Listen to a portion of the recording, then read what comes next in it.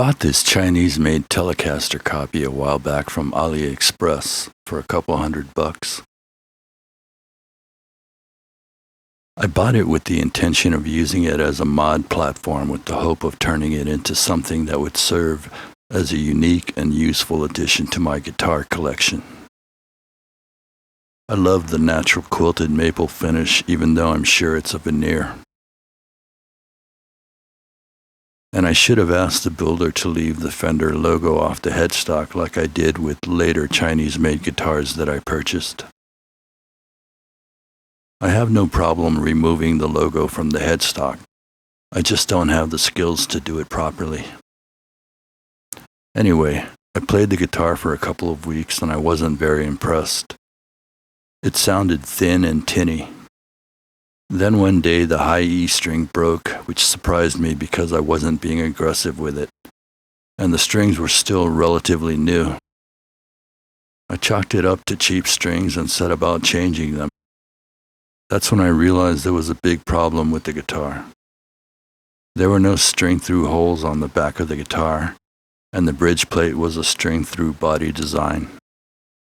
The numbnuts who made the guitar had anchored the strings to the holes of the bridge plate, and that's why the string broke so easily. When I removed the bridge plate, I could see that the holes for the strings had been drilled maybe halfway through the body and left unfinished. This is the risk of buying a Chinese guitar, and I assume that risk, hoping to overcome any problems that I may encounter. In this case, I contemplated finishing the half-assed job done by the builder by drilling the holes completely through the body and installing the ferrules. But having no experience doing that kind of work, I knew there was a good chance I would screw up the finish on the back of the guitar. So I did some research and discovered the existence of top-loading tele bridges.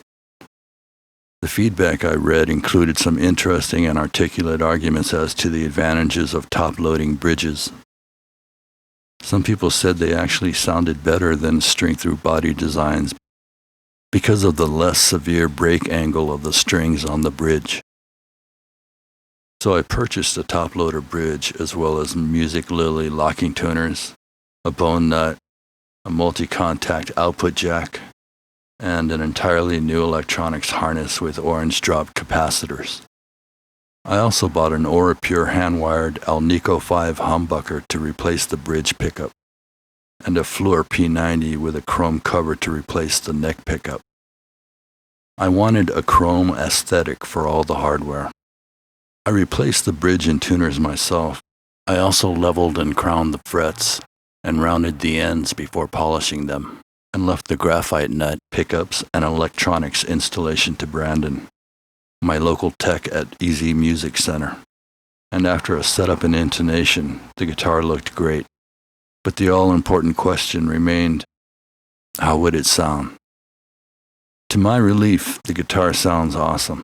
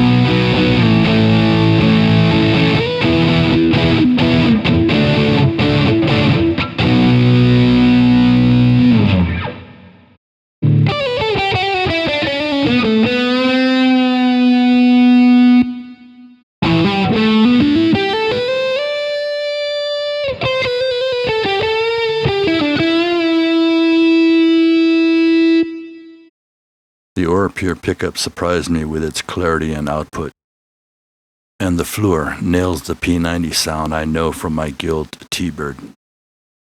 And both of my pickups play nice together.